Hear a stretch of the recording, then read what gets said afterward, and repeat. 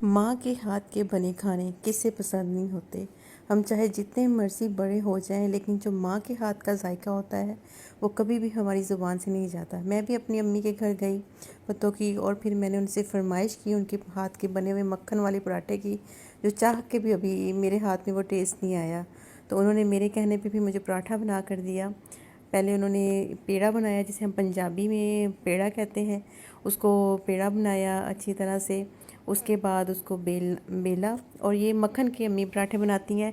इतने मज़े के होते हैं, क्रिस्पी होते हैं, और कोई ऊपर से इतना ऑयल नहीं, घी नहीं तैर रहा होता, और इसके अंदर एक क्रंचीपन सा भी होता है। तो मेरी फरमाइश पे उन्होंने ये वाइट आटे का बनाया। बेसिकली हमारे घर खालिस गंदम का आटा इस्तेमाल होता है, लेकिन ये स्पेशल उन्होंने मेरे लिए आटा गूंदा, जिसमें उन्होंने मैदा मिक्स किया और उसको वाइट आटे की टच देकर बनाई, क्योंकि वो पराठा तो वो फिर इसी का अच्छा लगता है।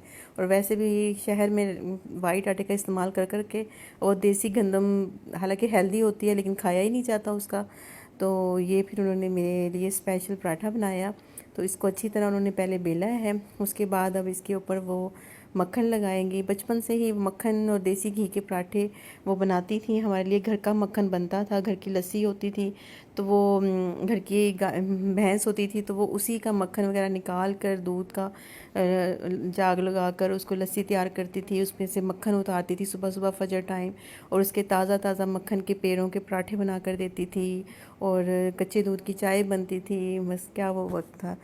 तो अल्लाह की नेमतों का बहुत बहुत शुक्र है कि अल्लाह ने इतनी नेमतें अता की थी। तो ये अम्मी ने इसके ऊपर वो मक्खन और थोड़ा सा देसी घी का अंदर टच देकर उसको पराठे को अंदर से सारी उसकी की अंदर, अम्मी कहती हैं कि घी ज़्यादा लगाना चाहिए, तभी ही पराठे का जायका निकलता है। ऊपर उन्होंने स्प्रिंकल किया, थोड़ा सा आटा जो था ऊपर स्प्रिंकल किया।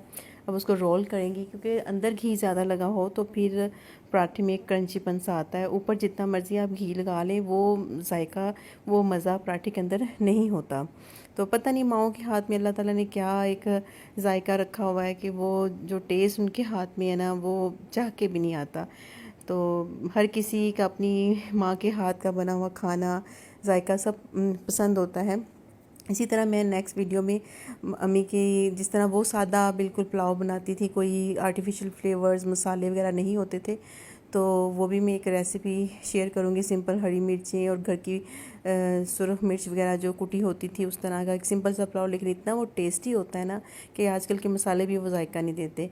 तो ये जो अम्मी ने उसका पेड़ा बना लिया है, अंदर मक्खन वगैरह डाल के, अब उसको कह रही थोड़ी देर इसको रख देना है, उसके बाद फिर इसको बेलना।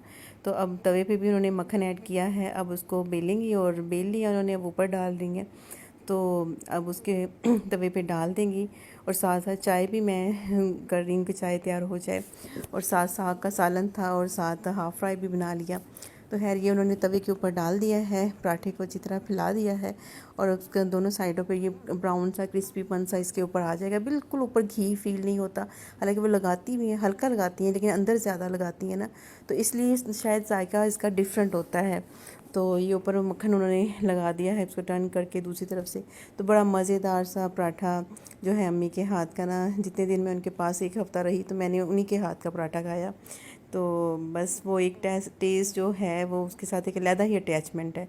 ये साथ मैंने चाय रख दी है, चाय बन रही है, और साथ ये पराठा मज़ेदार सा बन के तैयार हो गया। इसको अब हंडे से अचार, अचार तो पराठे के साथ अचार ना होना तो पराठा नामुकम्मल है, और साथ मज़ेदार सी चाय। दुआओं में याद रखिएगा। आपके कीमती वक्त का शुक्रिया।